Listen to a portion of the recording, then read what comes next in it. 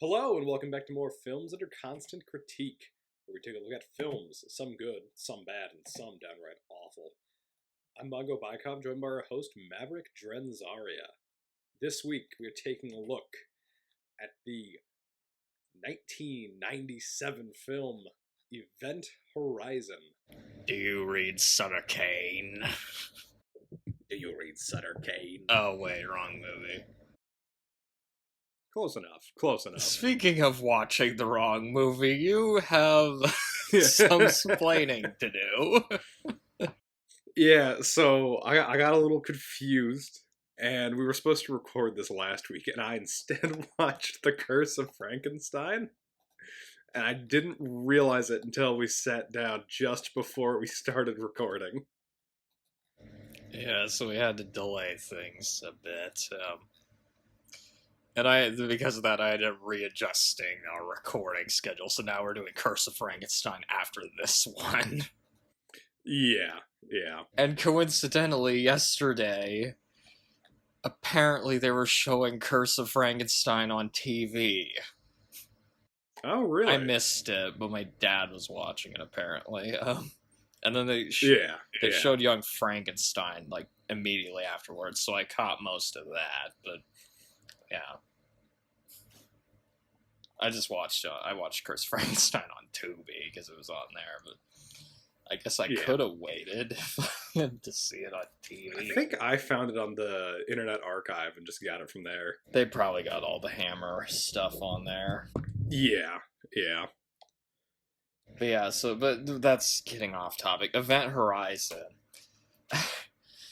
I'm actually surprised it took this long to get to this one, because I feel like we've mentioned it, We've been talking about it forever, I feel like. Yeah, I've mentioned it so many times. I feel probably because Paul W.S. Anderson. Speaking of which, this was directed by Paul W.S. Anderson. What does W.S. even stand for, anyway? Let's see if we can find out. William Scott. William Scott. Not William Shatner. That's a very British name. Paul William Scott Anderson. But anyway, Paul W.S. Anderson directed this, and I think that this is, the fourth time we've had a movie of him? Because we did Mortal Kombat, we did Soldier, which I forgot about, and we did Alien vs. Predator. Illegal Alien versus Sex Predator. It's ridiculous. Now all we have left to do... Yeah? It's ridiculous how many of his movies we've done on the podcast. I think this will make him, one of the, top directors we've done. He hasn't beaten Sam Raimi yet. True. But we haven't even touched on any of the Resident Evil movies, or the Monster Hunter movie, or In the Lost Lands. Jeez, are we gonna... We might have to do one of those, actually. I feel like we should do it in the Lost Lands at some point. So do I. That movie just looks insane. We've had it more times than Tim Burton and James Cameron. But anyway. So, Event Horizon cost $60 million and made $42 million. So not a success. But it does have a cult following now. So it found its... I think it just... What happened is it bombed in theaters, but then, on home video... Yeah. A lot of people rented it, and that's where it started getting, a lot of fans.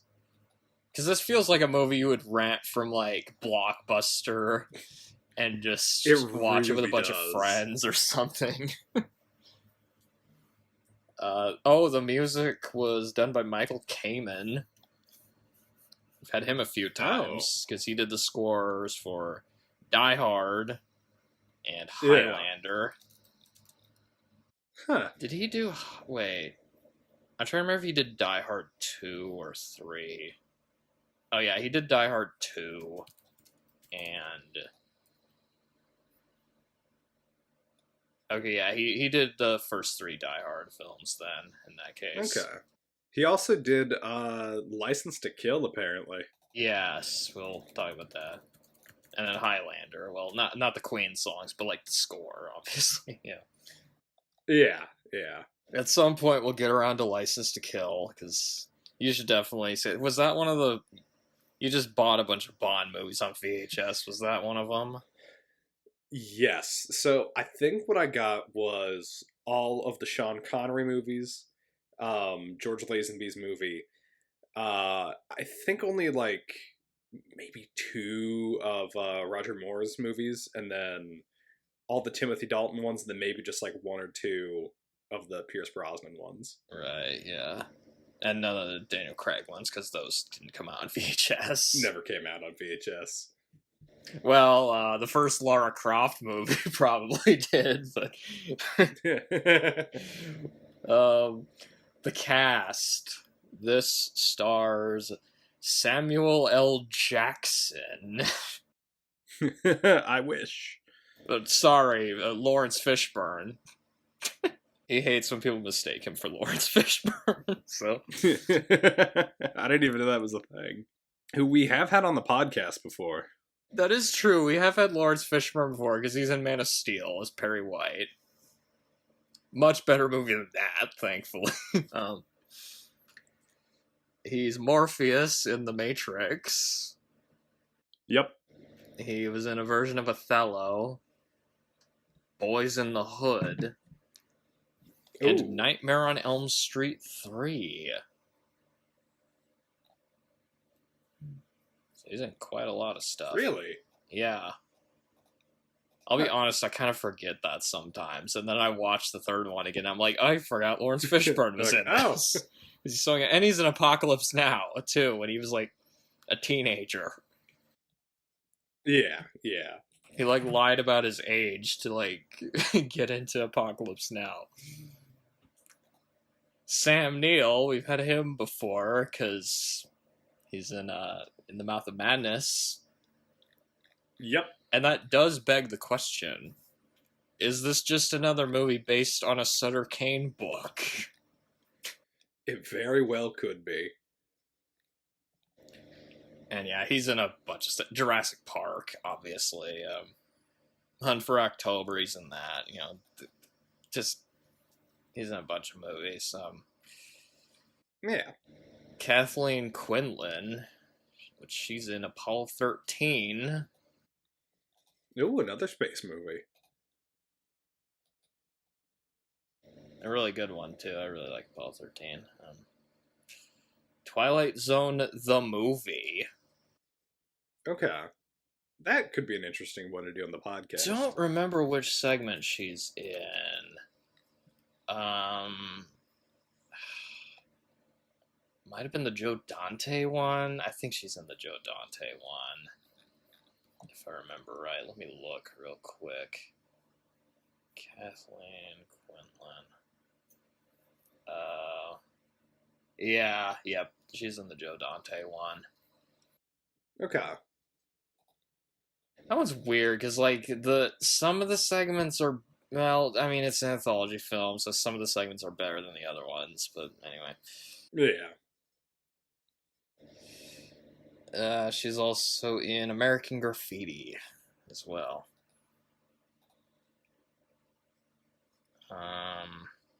Oh, Jason Isaacs, we've had him before. Yep. And then we can't forget Sir not appearing in this film. It's also in this. Oh, sorry, I forgot to mention what Jason Isaacs was in. He was in Armageddon and Soldier. What a great lineup of movies. Both those movies came out in 1998, by the way, and then this came out in 97. Oh, yeah. So it's back to back. Initial thoughts. So I'd seen this a few times before.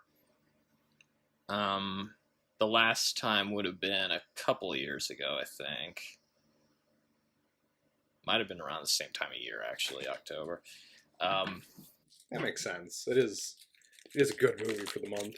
And my opinion on it is it's not a great movie, but as far as like sort of alien derivatives, this isn't too bad for what it is. It's basically Hellraiser in space.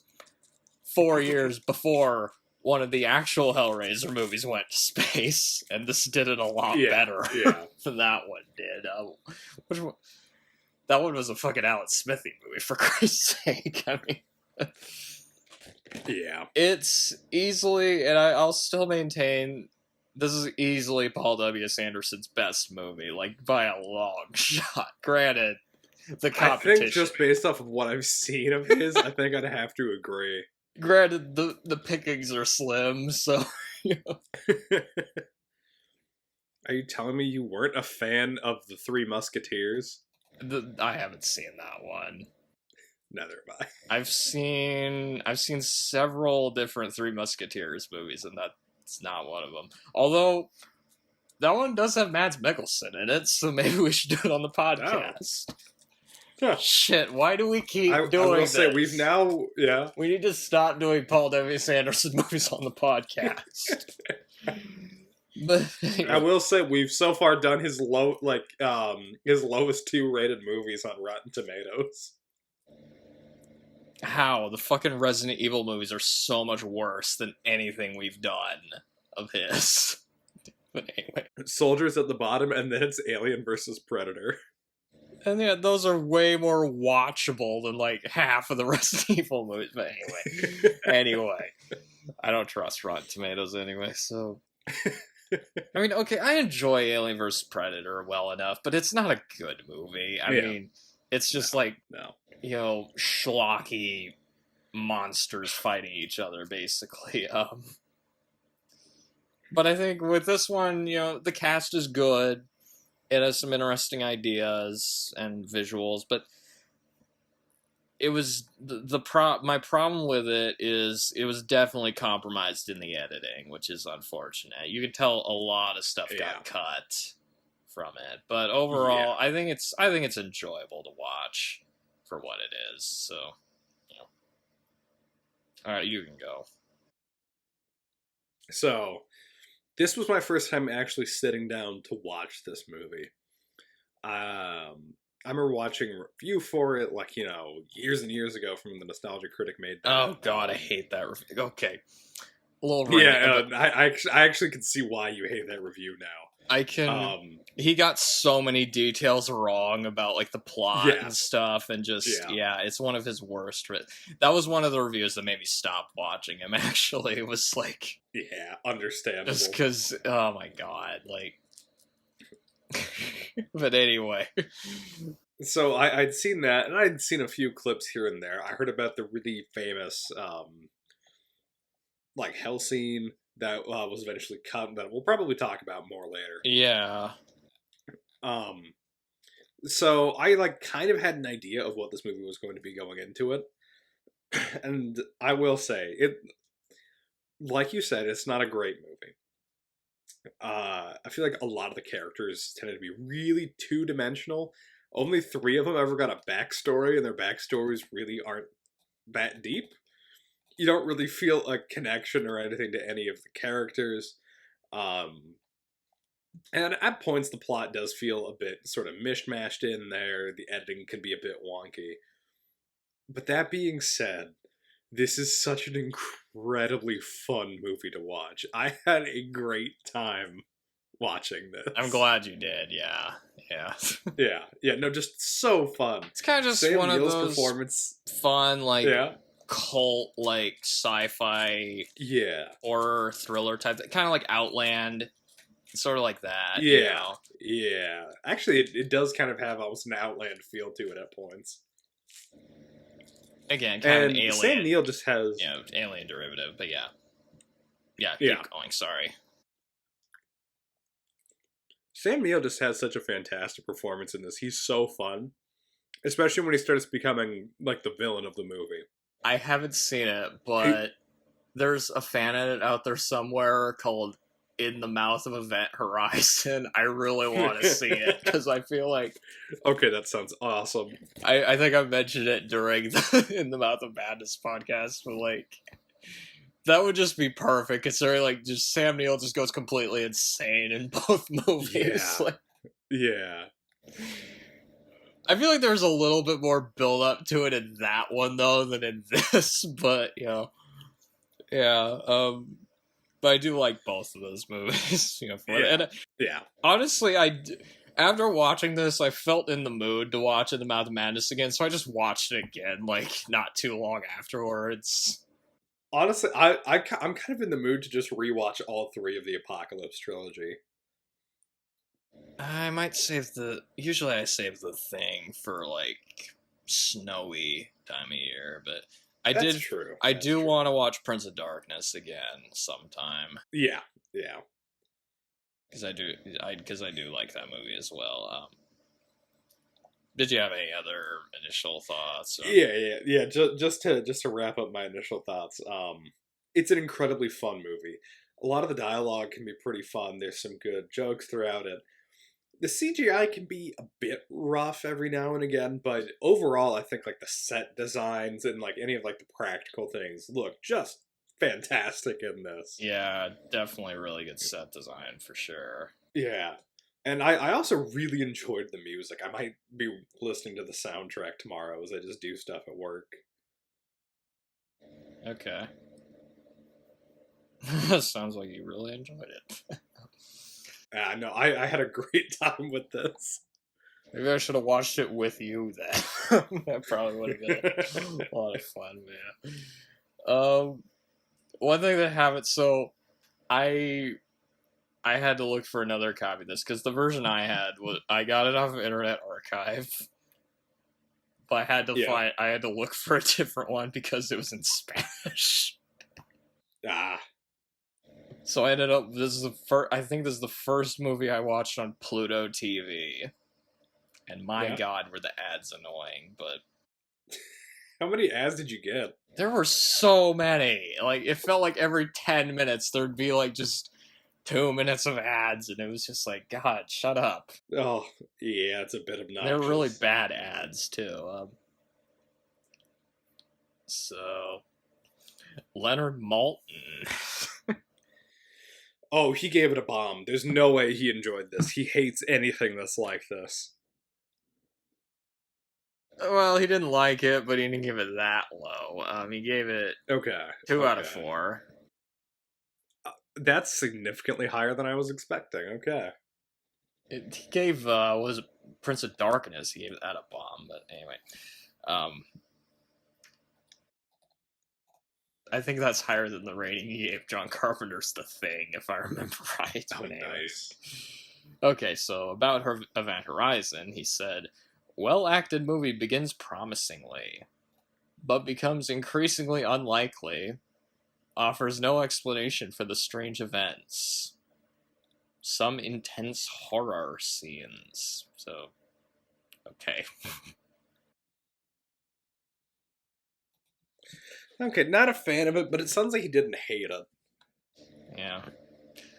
I'll be back in just a second. I might go get some more water. Ah, okay. Before I get into the story of this one. Jeez. I guess just as like a little bonus while he's away, I've gotten really into the New York Times game section playing Connections, and man, it's so mean. Cerveza cristal. Cerveza cristal. The story. So it's set in the year 2047. Yeah, only 22 years away. Oh boy. You ready for the future? I'm gonna be 48 and I'll be thinking, I wonder if Sam Neill has found the has found the event horizon yet. So 2047.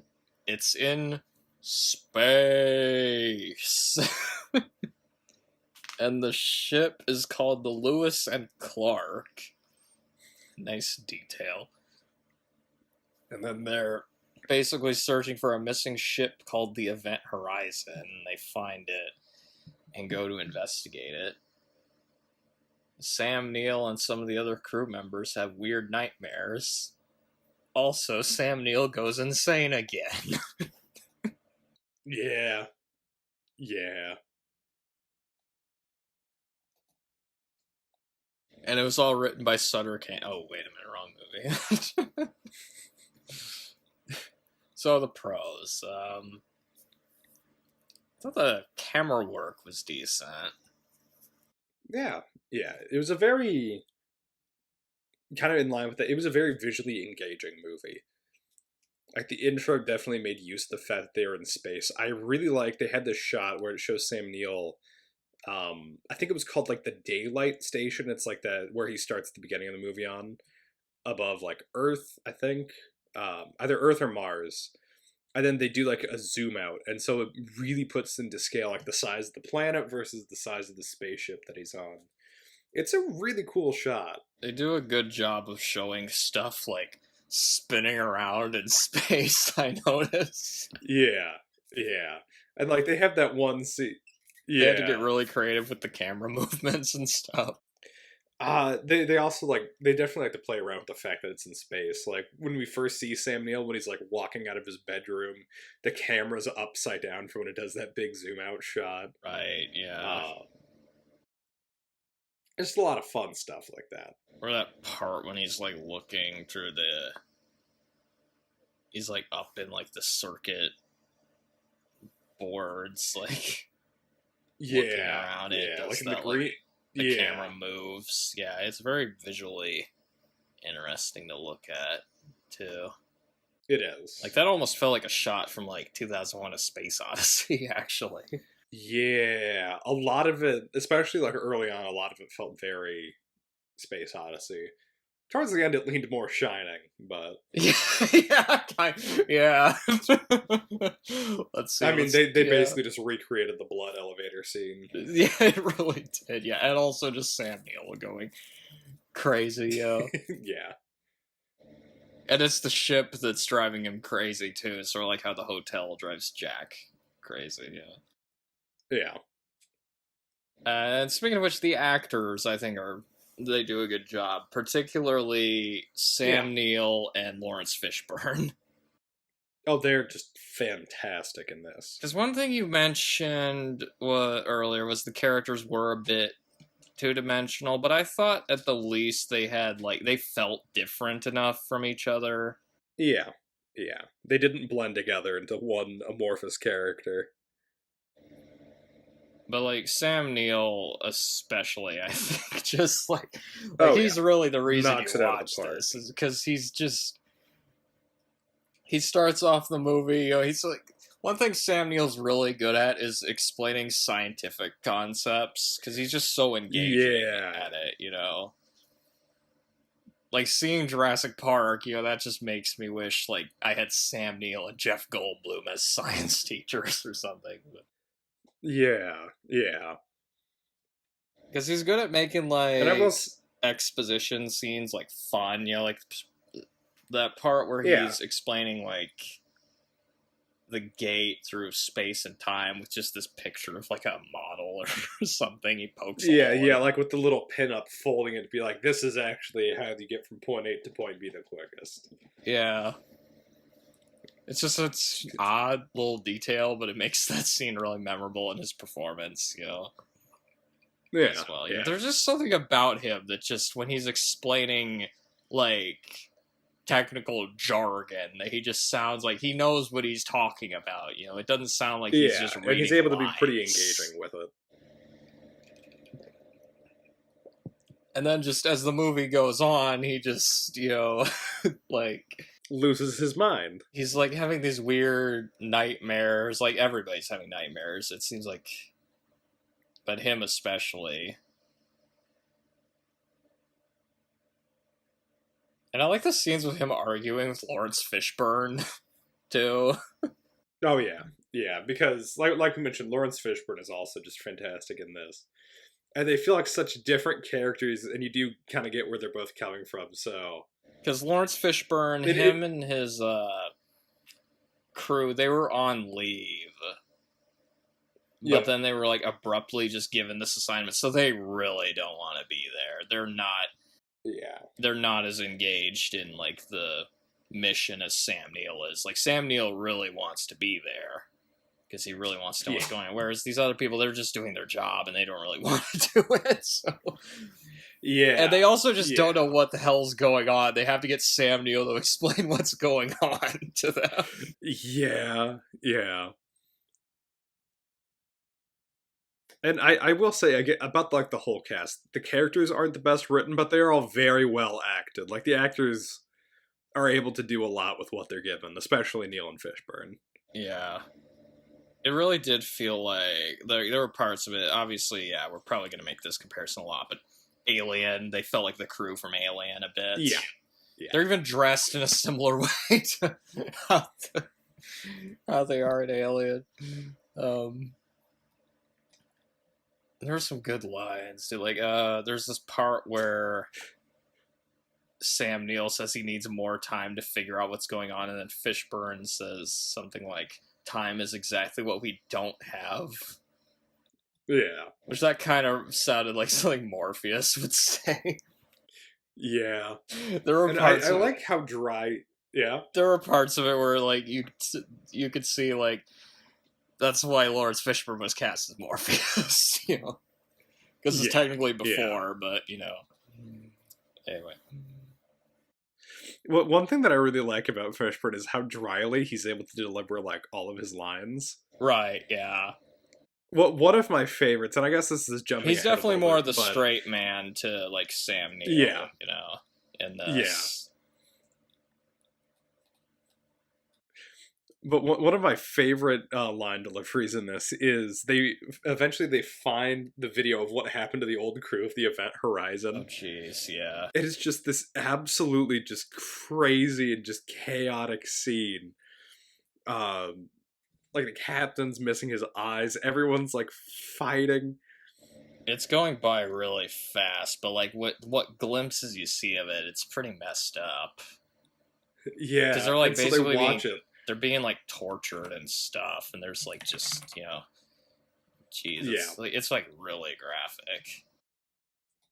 And then they just shut the video off, and he just says, "We're leaving." Yeah, it's such a funny line. After all of that madness. It's very, very deadpan delivery with, like, most of it. He's, like, just taking it so seriously, too, I think that's part of what makes it work, is, like, some of the actors in it, they're definitely taking the material seriously, you know? Yeah. Obviously, there's that one guy who's, like, more the comic relief, but for the most part. Yeah, Cooper. Yeah. Yeah, and he was pretty funny, I thought. Some of his part that was another thing with this movie, was it knew, like, it did take itself seriously, but it knew not to take itself too seriously, at the least. Like that part towards the end where he, like, gets, like, lost in space and, like, flies back. That cracks me up. His whole arc at the end of the movie is so funny, because he's essentially stuck outside the Lewis and Clark trying to repair it. Sam Neill eventually blows up the ship, and he's just stuck on a piece of debris. He's like, man, how the fuck did I get out here? Or something like that, Yeah. And then his plan is so funny to me. He turns towards the Event Horizon, which is, like, kind of in the atmosphere of Neptune. And he's just like, I'm going to eject all of the air out of my spacesuit and rocket towards it. Somehow he doesn't miss. He says, "I'm coming, motherfucker." I thought that was funny. And when he finally gets back, he slams into a window, and then Sam Neill just, like, shoots him with a harpoon and, like, breaks the airlock, and still manages to somehow get inside and survive the whole movie. That was pretty good, yeah. It's such a crazy character. The ending to this movie is just so over the top with just everything that happens, because eventually, like, Sam Neill has just gone insane, and like the whole movie he keeps seeing these visions of his wife like with no eyes. And then eventually he just like he like has a vision and ends up tearing his own eyes out. Like, and then he kills Jason Isaacs, which that part was, I forgot how graphic that part was. Like, I guess technically you don't see all of it, but like you see the aftermath of it. He's like, he cut out all his organs suspended, and then hung the rest of him from the ceiling. That looked like something from Hellraiser right there. Like, that really looks like something from Hellraiser. Yeah, just with how they like kind of suspended him by I love the part wires. The part with Sam Neill, like when Laurence Fishburne finds him and he turns the chair around evilly like he's Palpatine. Like, yeah. And he says, "Where we're going, we won't need eyes to see." Just, oh my god. And then it only gets crazier. It only gets crazier from there, because the ending to this. Because then Sam Neill starts to look like one of the Cenobites from Hellraiser, because he's like on fire. I actually wrote down at one point that he kind of looks like Pinhead. Kind of, yeah. He has all of those scars across his face. And he's on fire. I mean, because I guess he opened up a portal to hell or something. I mean, I guess this was just natural for him. He did play Damien in Omen 3, so... Yeah. And yeah, there's that part where the ship fills up with blood. I wrote at that point, what is this? The Shining? It pretty much is. That basically was basically just the blood elevator from The Shining. And Laurence Fishburne ends up having to blow up the Event Horizon, sacrifice himself to save everybody else. A lot of them die in this. Like, I don't think... Yeah, there's like, what, 2 people that make it out alive? I think only 2 or 3 of them survive to the end. Like, everybody else dies. Oh, I also like the part when Laurence Fishburne realizes Sam Neill has gone crazy. Is he like, where was it? Fishburne, he wants to destroy the ship. Like, fair enough. And he says, like, to Sam Neill, you can walk home. And then Sam Neill says, I am home. And just slinks into the dark. Like, just... I kind of just love how over-the-top evil he becomes in, like, the last 20 minutes. No. Once he's fully evil and part of the ship, he's just hamming it up so much. He starts just feeling like a character from a Sutter Kane book. Exactly. Where else? What else do I have written down? Let's talk that's about what you watch. It's just another movie where Sam Neill just slowly goes insane. I mean, that's fun. Yeah. So we talked a bit about the camera work, but we should talk about just like the designs of the movie, like the set designs. The set design. Especially there's that one room with the it's the ship's core, and it looks like this big metal hamster ball. Well, you know what it kind of looked like to me? It looked like those like biblically accurate seraphim angels, where it's like the big, almost like it has multiple eyes. It's got like the wheel. Is that a different one? Hold on. I can kind of see. Yeah, you know what? I know what you're talking about. Yeah, I can kind of see. Yeah. Oh, the Ophanim. That's what they're called. I know what you're talking about. I've seen like drawings and stuff of that. Yeah, I think that's what what that was supposed to look like. But basically, like Sam Neill built it as like a gateway black hole or something.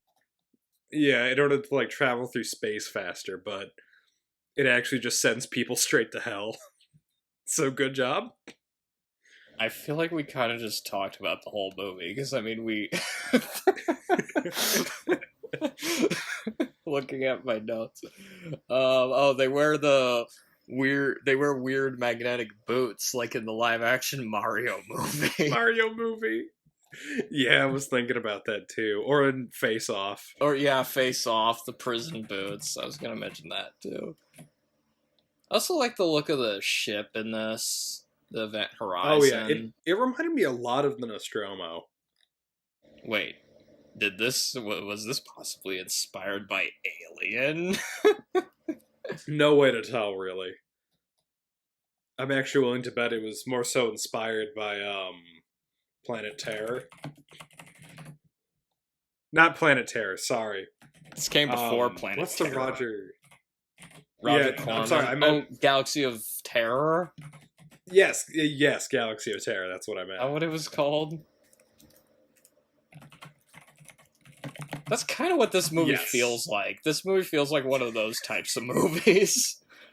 It really does, the more I think about it. It's basically a big-budget Roger Corman movie. And you know what? I like Roger Corman movies, so I'm totally fine with that. It was also nice having one of these movies where the characters weren't complete morons. Yes, I wrote that down too. It feels so nice that everyone actually feels competent, and they're still like stuck in this situation. They feel like professionals that are just doing their jobs, you know. Yeah.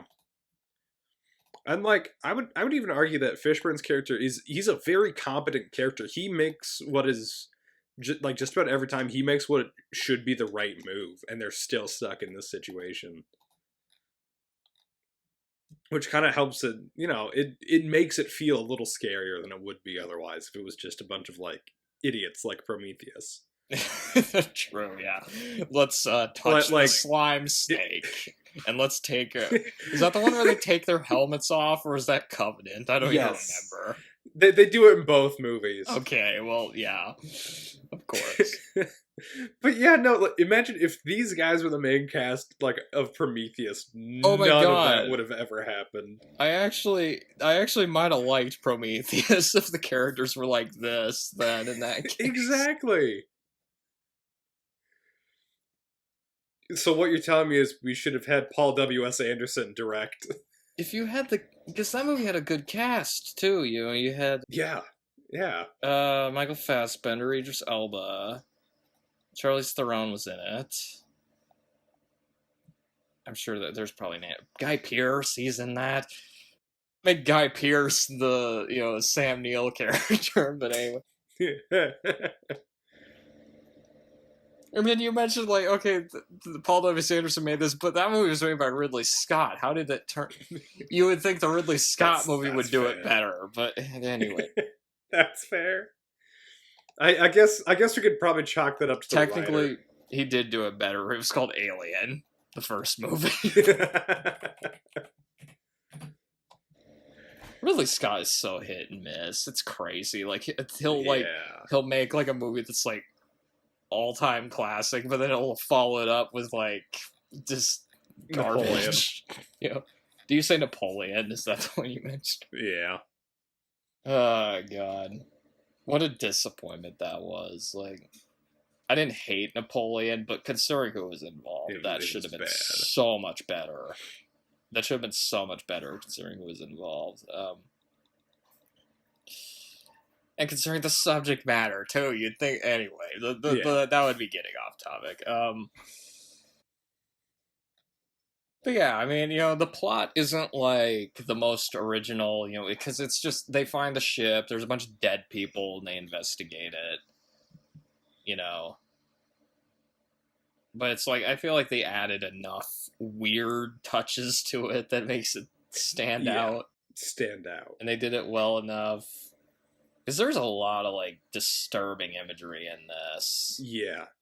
And most of it's kind of quickly flashed on screen, but like what you see is just absolutely horrific. It really is, yeah. And I kind of wish there was a little more of it, but yeah, I'll probably get into that in cons. But Because it feels... Watching it again, I was like... It feels slightly watered down from what it could have been, but... Yeah, it feels a little incomplete. Yeah, Oh, there was a really... Speaking of Laurence Fishburne, there's this one scene where he tells this really sad story about he left a man behind to die. And I thought his acting in that scene was really good, I thought, you know. Oh, it's fantastic. But then also, that's where you get the twist. He says he never told anyone about it, but somehow the ship knew. Yeah, and it was showing him visions of the man he saw burning.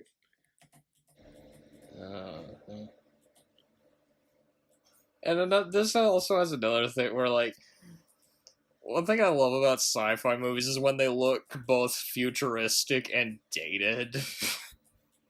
Yeah, and this one nails that aesthetic. Because there's that part where Sam Neill's, like, he's up in all, like, the green circuit boards. It's like, you would never see that in a movie nowadays. No. Or, like, they need to get, like, the ship's records, and they pull, like, a CD out of a machine. Right, yes. Nowadays, it'd be, like, a hard drive or something. Yeah. I feel like I kind of ran out of what I was gonna say, but yeah, I feel like this is gonna be a short one.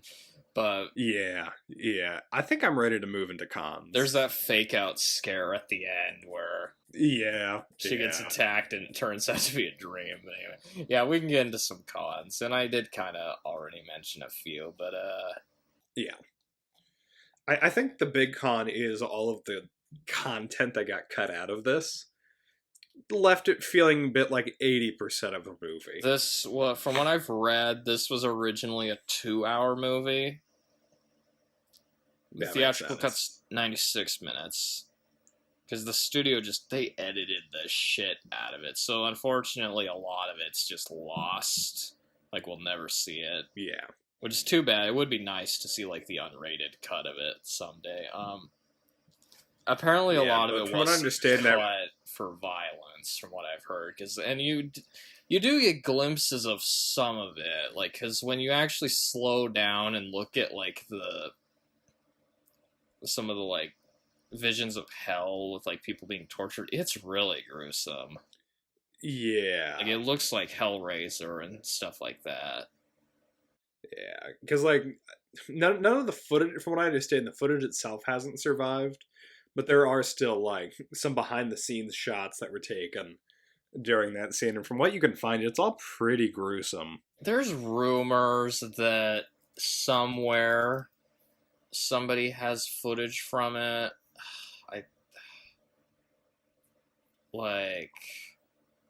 I don't know, somewhere in, like Spain or something, but they've never... Oh, really? They've never confirmed that, but anyway, but yeah, it's unfortunate that because this is before deleted scenes really became like a thing, more of a thing. It's like usually the studio would just like toss all the deleted footage because they figured nobody would. Because why would they want keep to it see around? it? Yeah, but yeah. Although sometimes people end up finding the stuff, like the deleted scene from E.T. with the Harrison Ford cameo. Have you heard about that? Have you heard about that? I have not, no. Plays like a teacher and he like scolds Elliot in one scene, but anyway. You can't really see Harrison Ford's face though in the scene, but yeah, they cut that from the movie, and it showed up like on the Laserdisc or something. I don't know. Huh. But yeah, a lot of older movies, a lot of deleted scenes are just gone, and it's really too bad because we're really seeing a very compromised edit of the movie, and it would be. Yeah. You can only imagine how much more like disturbing it would be if you actually had the rest of the footage, you know.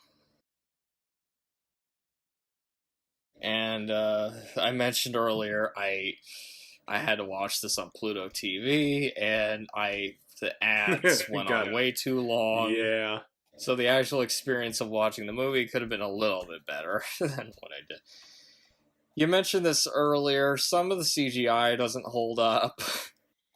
Yeah, like there's some intro CGI where you see just like trash or debris around and it looks pretty fake. It really does, yeah. Granted, it was the 90s and CGI was still in its infancy at that point, but yeah, it's a bit rough in some parts.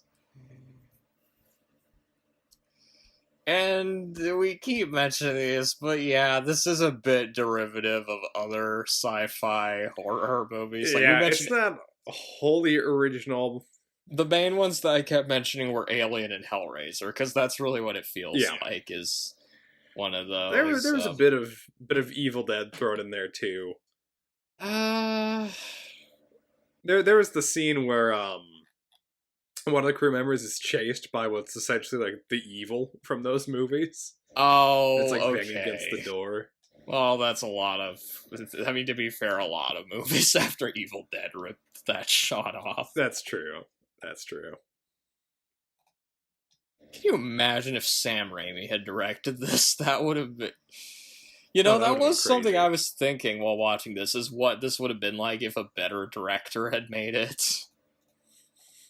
Because I feel like if you had somebody like Sam Raimi or like John Carpenter or somebody like that, this might have been like even better. But who knows? Yeah. But yeah, so I mentioned Alien. It's like Alien, Hellraiser. It was also, I read this somewhere, it was based a bit on Solaris. Really? The stuff with the ship, like, bringing back memories, that was kind of taken from Solaris. No, that makes sense. Which kind of makes sense, although, obviously, this is, not as slow and philosophical as Solaris is. Yeah. And but also because of the editing, some of the plot doesn't make sense. Like, it kind of felt like stuff was missing and felt underdeveloped as a result. Especially with Sam Neill's character, because he goes from being like a somewhat like depressed scientist to just being a madman. Kind of just instantly. There was no real transition period for that.